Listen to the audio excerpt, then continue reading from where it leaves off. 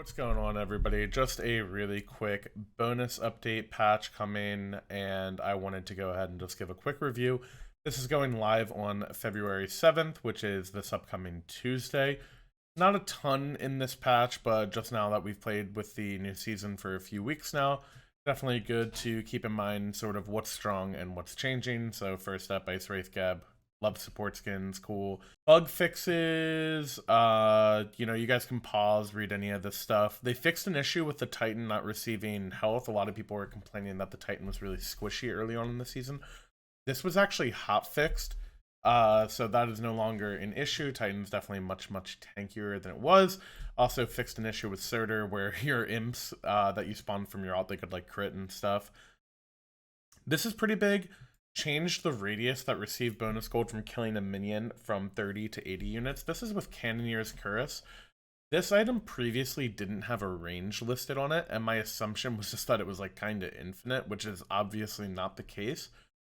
This is pretty interesting. I don't know if it really changes the item too much. Honestly, I think the biggest thing about the item is that the actual gold amount that it gives isn't quite high enough for you to consistently value of the item. I don't think it really warrants that big of a positive in the long run compared to some other items, but definitely keep your eye out on this item. If it receives additional buffs in the future, it could be good. Heroism, fixed item icon. The new icon looks really cool and just fits the trio way better, so I'm excited for that. And actual game mode and balance changes. This was already listed, but the Titan fixed an issue where it wasn't as tanky as it was supposed to be. Also, there's a speed buff nerf, which is right here, decreased the base movement speed from 14 to 10%. So it goes from a total of 20% if you receive 3 stacks from killing a minion in the jungle to only 16%, only 16%. Speed buff is still really strong. This is a stronger buff than it was last season. I believe last season it was like 8% movement speed or something like that. The map is, of course, bigger, but I think given that you have 2 speed buffs on the map and you could have 2 players with this buff, having it at 14% was really crazy in my opinion. It was definitely the strongest buff on the map. So I think this is a very warranted nerf and should make jungle in the early game a little bit less oppressive. Right now you can kind of just jungle and run lane to lane and kill everybody, so definitely good to see that. Next up, Claw Shard decreased the magical power and physical power buff by 5 for each of them. This actually hurts physicals a lot more than it does magicals, just given that physical characters get a lot more from their auto attacks. It's a 1-to-1 ratio. 5 power equals 5 damage on an auto attack before protections and all of that type of stuff.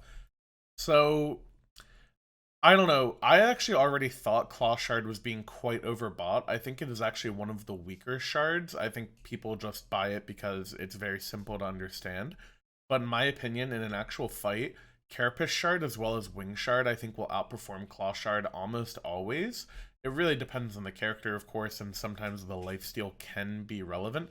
But in my opinion, this nerf on Claw Shard kind of takes away the biggest part of it, which is that, in my opinion, the early game buff clear on it can be quite nice for starts where you're kind of grouping all the camps and trying to one-shot them.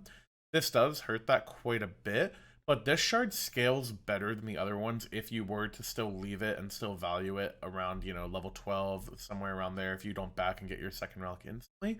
So it is interesting. I think that overall it was just overbought, but I actually don't think the amount that it was bought was kind of justified. I think it was actually very overrated before. So I would recommend trying different shards for sure. Sundering Axe decreased the base current health steal from 4 to 3% on the passive. If you've played against Sundering Axe in the late game, whether you're a carry or a tank, you'll notice that it just absolutely chunks you. Tanks, it'll deal like 800, 700 damage just for, hitting a 50 damage ability on you in the late game. And as a carry, it'll take away like 600 health or something crazy. Ton of burst coming from this item. Honestly, I wouldn't be surprised if the item is a little bit bugged. But in general, Sundering Axe definitely feels way too strong in the late game, and I'm glad to see it get a nerf. I don't know if this will be the last nerf for it. I still think it's very strong, but there's some other candidates for nerfing as well from that role. Continuing on, we have Bluestone Pendant, decrease the bonus damage from 60 to 48. This is on the base version of Bluestone, so 3 damage per tick. Definitely does help. Bluestone, of course, is just always going to be better for your clear early game compared to something like Warrior's Axe, compared to something like Sigil or Tainted Steel. Just the extra damage will always be nice, but I do like that it's getting nerfed. Right now, I think Bluestone is just the clear best starter item for any damage roll, especially any physical character. Junglers, solo laners, hunters, and mid physical players, whether that's an assassin or a hunter, they are all buying Bluestone. I think it's just been really, really broken. Probably the best item in the game so far in the new season, so I'm glad to see it get nerfed. And then on the upgraded version, even more so. The biggest thing here is that the 15% damage doesn't apply to objectives anymore. It's now gods only, which means that it won't apply to Fire Giant and to the Titan. If you were to use your Bluestone properly and not overlap with the stacks, like basically the way you want to use it is that in previous seasons, you could apply 2 stacks of Bluestone at the same time. Now it's only 1 stack always, and you will refresh and do half the damage if you refresh the dot. Whereas if you can just let the Bluestone expire completely and then use another ability and then let it expire completely and then use another ability, you're keeping the full damage of Bluestone. If you were to do this on like a Fire Giant, for example, you would do like 6,000 damage to Fire Giant with just Bluestone. It was absolutely broken. Having that no longer be in the game is a very big deal. The bonus damage from like 200 to 180, not really that crazy. Like, especially if you're a warrior with Bluestone and a full tank build, if you're diving a carry, 20 damage, like, yes, it is relevant, but it's still a ton of extra damage, and you're still doing a ton of god damage with it. I think you'll still see Bluestone a ton. I think it still makes characters like Cleo very, very strong in ADC or mid, and I think you'll see a lot of that. And I think the item might need to have its damage taken down a little bit further on gods, but I think the objective part being gone is huge, because now you will notice a significant drop from people who have Bluestone on objectives, rather than like a crit hunter, for example, will be much more favorable in that scenario. Moving on, we have Contagion. Everybody has been hating this item. Decrease the damage per tick from 40 to 35. The item's still very good. I think it needs more than this. This needs more changing than just 5 damage. I actually do think people are quite overreacting to how broken it is. I think people exaggerate how good the item is because it's just annoying to play against. People don't like feeling punished for hitting their abilities. Same argument that you would have made with things like Thorns in the past. And I think that is very valid. In my opinion, this item just needs any sort of, barrier to it just being always good. Either the damage needs to be lower in the early game and then scale up to this 35 or even 40 again in the late game, depending on your level, or it needs to have an internal cooldown, or the radius needs to go down of like how many people can affect at once, or just any number of changes. I think the item is still a little bit too good. It just gives you too much, especially as like a first or second item. Gives you a good bit of health and a good bit of protection, and it gives you basically infinite mana and anti-heal and damage on top of that. So it just does too much in my opinion right now. I don't think it's as OP as everybody thinks, but I do think it needs to be adjusted more. Next up, Archdruid's Fury. This item now deals bonus magical damage instead of true damage, or magical bonus damage instead of true damage. I read that out of order, but I mean, who cares? This is a weird change to me. I actually think this item has felt quite weak in my testing. I think it's an early one that people thought was really, really OP. And I don't really think it was that warranted. I do think the true damage is very good, but in my experience, it really hasn't been that good, at least from a support perspective. I think solo laners have a lot of options that actually deal very, very good damage. Things like Glad Shield, even like Mana Core Spike, Sundering Axe, Bluestone. They have a lot of items that can, in my opinion, do like a bruiser's job better than Archdruid's Fury. Even though you don't see a big yellow number, that's kind of fun to see. Something like Stone of Binding leads to more damage than this item will most of the time. So I feel like this nerf is a little bit odd to me. I think the fact that it deals magical damage as well is a really big deal. Now as a support, if I'm giving my team an aura, I can mitigate a lot of this damage, whereas I previously couldn't interact with the true damage on my carries. In my opinion, this item is quite weak now, and I wouldn't recommend buying it that much. And last up for item, we have Tablet of Destinies. Increased damage per stack from 0.08 to 0.14. This is almost a 100% increase. It's almost just like doubling the damage of this item. This is a crazy buff. I think you'll see this item a lot more, and I think it actually will be very, very strong, especially when you get it full stacked. My kind of question is, when does that happen? As in, like, where can you build it? Do you still need Book of Thoth with this item? You might, because it scales off of mana, right? So if I have to go Book of Thoth, and I have to go Tablet, and I have to go Divine Ruin for anti-heal, and I have to go a 20% pen item, and then I also want Soul Reaver, I basically have no flexibility in my build. That could be fine, but you're missing out on a lot of other items that could be very good. Things like Spear of the Magus, things like Soul Gem, etc. To me, it's kind of interesting. I would kind of recommend trying this out without Book of Thoth and seeing how that feels. Like, rather than going Book of Thoth first, and maybe go this first, or maybe rush a pen option like a Divine Ruin or something, and then go Tablet. I am kind of curious to see how people experiment with this and how they build with it, but I think it is a very, very strong item.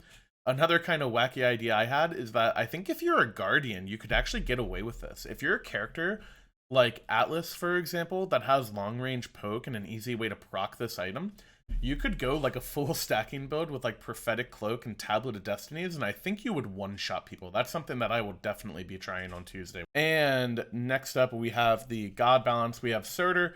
I haven't gotten to play against Surtur too much because he's not in ranked yet, but I do think he's a very, very tanky boy. He seems very good. Decrease the protection buff from picking up a fragment from 10 to 6. His passive has gotten nerfed a lot since he was first released.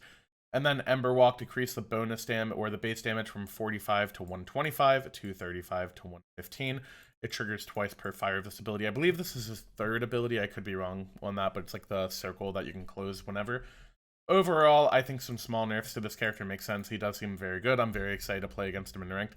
Honestly, I don't have a great opinion on him other than that. Maui, everybody's favorite support character. Mystical Allure decreased the movement speed from 8 to 16% to 8 to 12%. Just scales by 1% instead of 2. Very, very strong. I actually think this ability, because of this, might even be a bit of a 1-point wonder. The protection increase on it as well is really strong when you level it up, and 4% movement speed is still okay. It's not like insane. You know, of course, doubling the movement speed from points and it was really good. But I actually think you could experiment with fully maxing his 1 and his 3 before you put more points into his 2. I think his damage is very, very good, and you might be able to play him a little bit more through that rather than through his Mystical Allure. Similarly, with Solar Swing, that is his jump, his third ability, whatever. Decrease the base damage from 110 to 335 to 90 to 315. 20 base damage is a huge deal, especially in the early game. This was his highest base damage ability at level 1, so you always started it. It might be better for you to start your 1 now, which means that he is actually significantly weaker at level 1. You don't really fight level 1 right now anyways, but just the fact that they wouldn't be able to get their escape and their highest base damage ability, that could come into play if they do a start where they don't hit level 2. For example, if you only do purple buff and green buff, you don't hit 2 right away if you want to leave those back harpies up for your jungler. That is a start that I think is very viable and you could see. So overall, it's kind of interesting. 20 damage, not the end of the world in terms of, you know, fighting or whatever, but it does add up a lot. I think it makes his laning phase specifically a good bit weaker, where I think he's actually currently very strong. So it'll be interesting to see how Maui performs after all these nerfs, especially now that his ultimate is a 20-second longer cooldown. I don't know as much about his other 2 ability nerfs, but I actually really agree with the ultimate one. I think any beads burning ultimate should be longer than 90 seconds. I think that's a precedent that's already been set with plenty of other characters, such as Humbots, such as Ares in the past, etc. I think it just doesn't make sense to have a character be released with an ultimate that can burn beads as easily as Maui could and have it be at 90 seconds. To me, it just seems inevitable that it'll be nerfed. Now that it is, I think Maui is still very strong, but he probably is not just the end-all be-all. In my opinion, he was by far the most consistent top support in the game, whereas other than that, I think there is actually quite a lot of parity in the support role, especially among Guardians. And last up, we have 2 hunter nerfs, and thank God, Cernunnos and Ishtar, these have been the best hunters by a landslide for the past few months. Bramble Blast decreased damage from 70 to 210 to 55 to 195, just the initial burst. And then Ishtar nerfing her 1, the spread shot damage is decreased on the sides, that's your shotgun, I believe. And then the strike shot decreased damage from 14 to 30 to 8 to 28. This actually doesn't nerf the part of Ishtar that I feel like is kind of dumb, which is just her early game laning phase.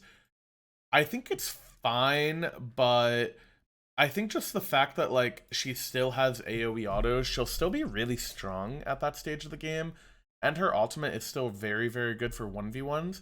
I think it's not really that big of a deal just because I don't think hunters are exceptionally powerful right now.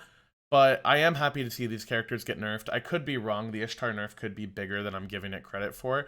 It's just, I feel like just having AoE auto attacks is still very, very powerful in duo. You know, clears is kind of everything, especially on the early buffs, the way they're played right now. But in any case, I am really excited for the patch. I hope you guys are too. Just bonus balance, nothing too crazy, but honestly, I kind of think they nailed it. All of the things that I would have said should be nerfed did get nerfed, and the fact that we also get a tablet buff in there along with it, I think is really, really cool. So I'm very excited to play it, and I hope you guys enjoyed the video. Let me know what you're excited for, and I will see you in the next one.